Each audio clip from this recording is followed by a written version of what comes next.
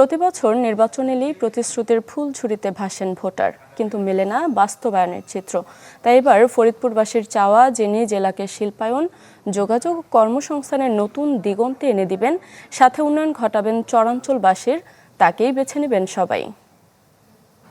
Max, দেশের সবচেয়ে শক্তিশালী 52.5 এন গ্রেডের পিসিসি সিমেন্ট। সময়ের পালাবদলে সরকার বদলায়, কিন্তু পাল্টায় না ফরিদপুরের মানুষের ভাগ্য।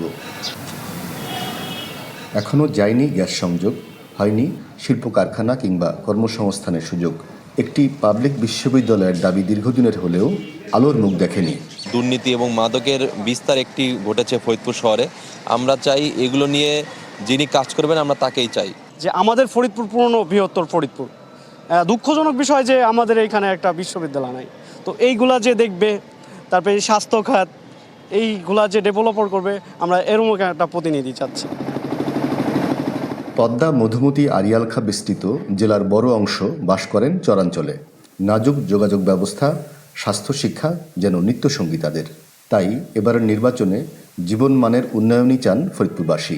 চিকিৎসা, সুচিকিৎসা, যাতায়াত, সমস্ত কিছু মিলে যে এরকম একজন আমরা চাচ্ছি যে আমাদের দিকে সে বারবার নজর রাখবে, আমাদের জন্য সে উপকার করবে, এটি আমরা চাচ্ছি। চরের জন্য সে কাজ করে, আমরা সেই রকম ব্যক্তিকে, যেমন আর সে হোক, সেই রকম ব্যক্তিকে আমরা ভোট দিতে চাই। নাগরিক সমাজ বলছে, ভোটারদের দাবির বাস্তবায়ন না হলে এবারের নির্বাচন প্রার্থীদের জন্য বড় চ্যালেঞ্জ হবে।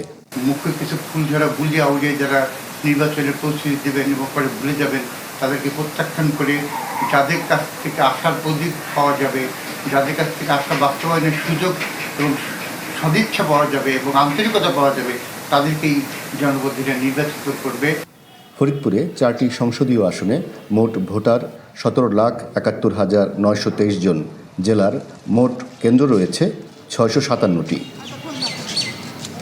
হাসানুজ্জামান, চ্যানেল 24, ফরিদপুর।